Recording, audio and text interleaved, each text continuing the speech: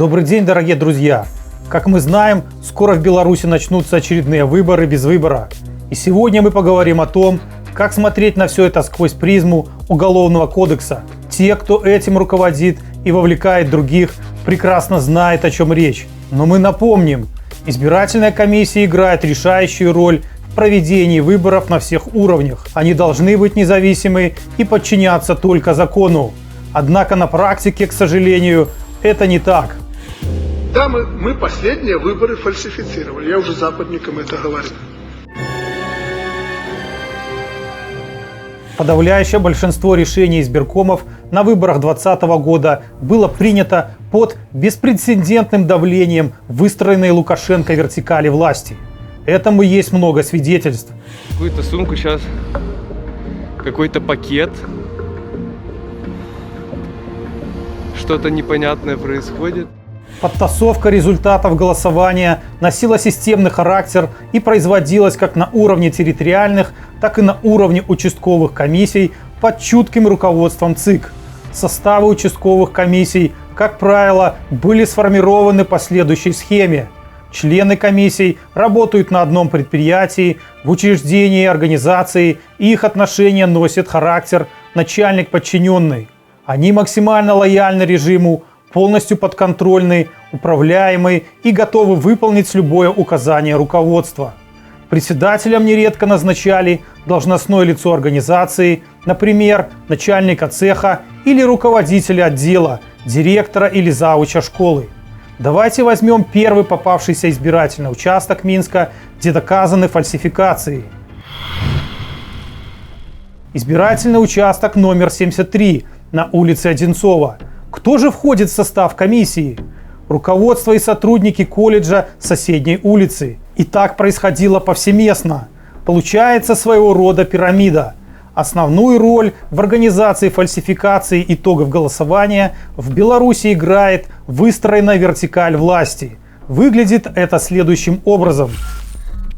Лукашенко требует от администрации президента, Совета Безопасности, главы правительства и главы ЦИК обеспечения своей победы на выборах любой ценой, в том числе с использованием незаконных средств и методов. Администрация, Совбез правительства и ЦИК с учетом своей компетенции доводят такое требование до председателей облисполкомов и Мингорисполкома, глав правоохранительных органов, профсоюзов и иных подконтрольных режиму общественных организаций, которые в свою очередь ставят соответствующую задачу руководителям низовых звеньев, уровень района, которые доводят необходимые показатели сформированным соответствующим образом участковым избирательным комиссиям. А сейчас давайте разберем все элементы преступной деятельности, связанной с выборами. Уголовная ответственность за воспрепятствование осуществлению избирательных прав либо работы избирательных комиссий установлена статьей 191 Уголовного кодекса Республики Беларусь. Какие же действия должны повлечь за собой привлечение к уголовной ответственности? В первую очередь, это воспрепятствование осуществлению гражданином своего права избирать и быть избранным и участвовать в голосовании. Во-вторых, воспрепятствование вести предвыборную агитацию. В-третьих, воспрепятствование работе избирательных комиссий. Указанные действия могут быть совершены как с применением насилия, угрозы, обмана, подкупа, так и иным способом. Под физическим насилием понимается причинение потерпевшему, его родным и близким физической боли, побоев, различного рода тяжести телесных повреждений. Угроза насилия или психическое насилие, когда на волю и сознание потерпевшего оказывается давление посредством психического воздействия. Обман выражается посредством сообщения заведомо ложных сведений гражданину в ходе осуществления им своих избирательных прав, предоставления избирательной комиссии заведомо ложной информации. Обман может выражаться и в пассивной форме. В этом случае он заключается в умолчании сведений об обстоятельствах, влияющих на волеизъявление избирателей, а также на деятельность избирательных комиссий. Подкуп может быть осуществлен путем обещаний предоставить материальные ценности или выполнить действия имущественного характера в пользу потерпевшего или его близких, либо вручение каких-либо предметов, ценных вещей, денег, оказание предоставления услуг имущественного характера или иных выгод.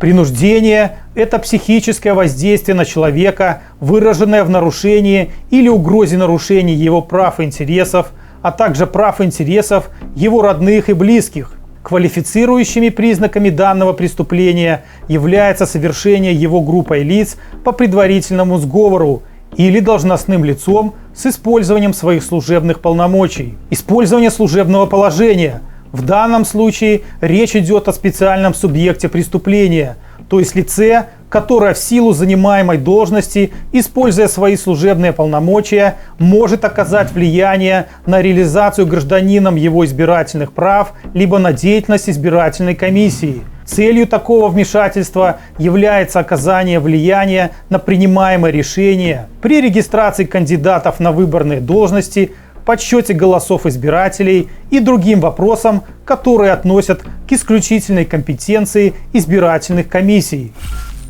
Уголовная ответственность за нарушение законодательства о выборах, референдуме, о подзыве депутата и о реализации права законодательной инициативы граждан установлена статьей 192 Уголовного кодекса Республики Беларусь. Действия, за совершение которых предусмотрена ответственность по данной статье, выражаются: первое. В подлоге документов по выборам. Это когда члены комиссий разных уровней или другие ответственные за ход выборов вносят в официальные документы заведомо ложные сведения или искажающие достоверность исправления. Это, например, включение неучтенных бюллетеней в число бюллетеней, которые были использованы при голосовании. Составление неправильных списков избирателей, переписывание бюллетеней и вбрасывание их в урну перед началом подсчета голосов, подделка подписей избирателей в списках, замена или порча бюллетеней с отметками избирателей, либо порча бюллетеней, приводящая к невозможности определить волеизъявление избирателей, незаконный вброс бюллетеней вне помещения для голосования. Второе. В заведомо неправильном подсчете голосов или ином искажении результатов голосования. Это, например, подбрасывание дополнительных бюллетеней в пользу определенного кандидата, порча бюллетеней, заполненных в пользу нежелательного кандидата, незаконное уничтожение бюллетеней, перестановка результатов голосования, когда голоса, полученные одним кандидатом, приписываются другому, подмена и изъятие бюллетеней в интересах желаемого кандидата, когда в итоговые протоколы включают заведомо неверные сведения. Члены избирательной комиссии подписывают итоговый протокол до подсчета голосов. Заведомо неверное составление итогового протокола, незаконное внесение в итоговый протокол изменений после его заполнения. Заведомо неправильное установление итогов голосования, определение результатов выборов. Эти действия относятся не только к участковым избирательным комиссиям, но и к вышестоящим комиссиям, которые вносят в протоколы заведомо ложные сведения. А теперь сообщим о сроках наказания, которые ожидают тех, кто в предстоящих парламентских выборах планирует нарушить закон. По статье 191 УК Беларуси предусмотрено наказание в виде ограничения свободы на срок от 2 до 5 лет или лишением свободы на срок до 5 лет. По статье 192 УК Беларуси предусмотрено наказание в виде штрафа и лишения права занимать определенные должности или заниматься определенной деятельностью или исправительными работами на срок до 2 лет, или ограничением свободы на срок до 5 лет, или лишением свободы на тот же срок. Ненадлежащее правосудие по этим уголовным делам в Новой Беларуси будет крайне важным. В первую очередь для того, чтобы в будущем обеспечить достоверность волеизъявления народа. И потому, что демократия и соблюдение закона, как показывает практика, залог нормального развития общества. А пропаганда про наш особый в этом отношении путь – обычная демагогия, чтобы оправдать бесконечную личную власть престарелых узурпаторов. Следите за нашими расследованиями, подписывайтесь на наши каналы. Живе Беларусь! Разом до перемоги!